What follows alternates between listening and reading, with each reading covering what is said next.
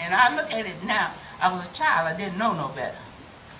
But when I got up, I wanted to know the definition. The definition. I looked it up. Webster said it's a person of low and dirty means with a black heart. That wasn't me. You see, that could have been a white nigga, green nigga, red nigga, yellow nigga, blue nigga, brown nigga, whatever. But this black nigga, this black person, I wasn't that. Because my father reared us different. We learned to respect everybody. Don't let that word bother you. That was a word that was given to us through the old slave name, you know, when they degrading and degrading, demeaning. Nobody can demean you unless you demean yourself. Nobody can enslave you. He can kill the body, but if the mind don't accept the inferior condition, he hadn't done a thing. He just killed you. That's all.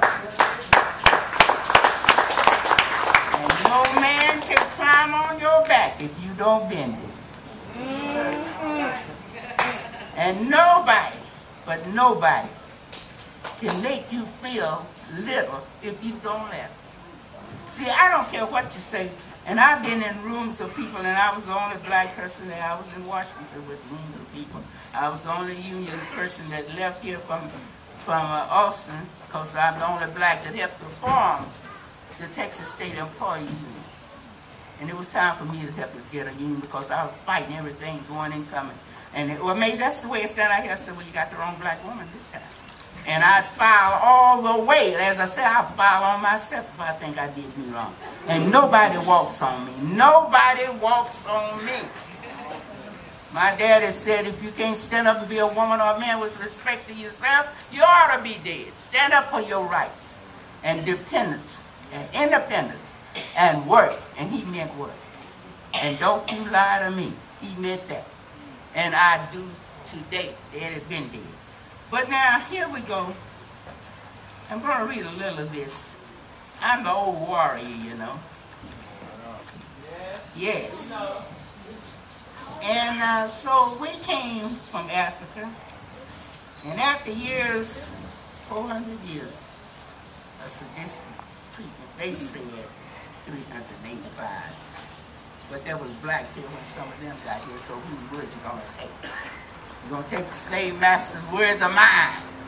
I'm telling you, according to the history that I've read, and from our presence here on these shores, I'll tell you, we've been here 400. They said 385, give or take what you want. But they said 385, that's what the book said. Okay. 400 years or more of sadistic treatments, rapes, lynching, hanging. Often this was done for the old slave master's pleasure. Can you imagine a mind that sick? A mind so inferior is sick beyond measure. Yet, we struggle on. Praying and drinking from the bitter. Tired and weary, we struggle on. Through physical pain, heartaches, and sorrow, and shame. Yes, we struggle on, believing in our hearts we would overcome. Here we are today, approximately 550 years later, and we're still struggling. So we drink from the cup of struggle, the bitter cup of unjust treatments, humiliation, discrimination, and degradation. We drink. We drink from the cup. We struggle on through physical pain, disappointment. Sometimes we struggle in vain. Weary and tired, I struggle on. Give me a sup. I'll take another sup from that bitter cup. I remember black mothers crying, black babies being snatched from their arms. And today I still know black mothers and see black mothers crying and black sons and daughters dying. But yet I struggle on. I struggle on. And if you are a true warrior, knowing from whence you came, and knowing to whom you belong, you will struggle on. Give me a suck. I'm not tired. Give me a suck. Give me a suck. Let me drink again from the bitter cup. I've been here a long time. I've been through many troubles, toils, and snares. Nobody knows, and nobody cares. But I struggle on. And they told my great-great-great-great-grandmother that slavery was over. But she said, how did I know? Well, I was doing the same thing now, same as I'd done before. But that's all right. We started our children on their way. Hard working, honest and true. So now listen here, great-great-great-grandchild, listen to mine. There ain't none on God's earth that's greater than you. Don't forget the motherland. No, but they're greater on what you know. Because you're a proud people. Both are noble and true. And listen, grandchild, there ain't nobody on God's earth that's greater than you. I use the dialect that she spoke, which I never saw. I don't know anything about a great-great-grandmother. But I know that we had to learn to speak another language. And I know that we spoke what we heard. We weren't sent to school to language classes. We listened for what, that's why we said directly.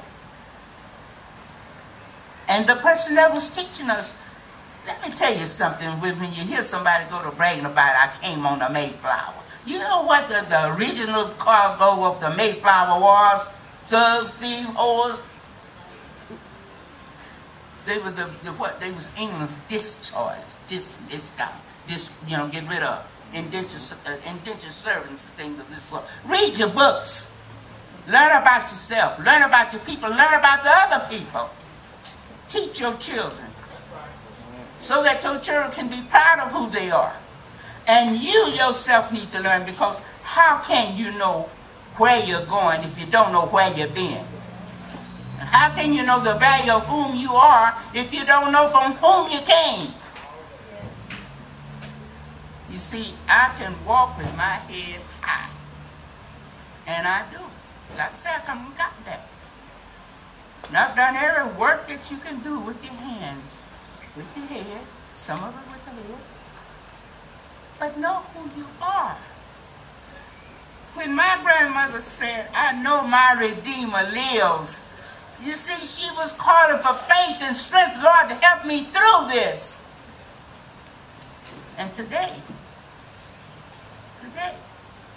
when I struggle, and the struggle seemed to be too much, I call upon my Redeemer. Some of you might not believe in God. That's up to you and your God. But I'm going to tell you about mine. He brought us through. And we've come a long ways.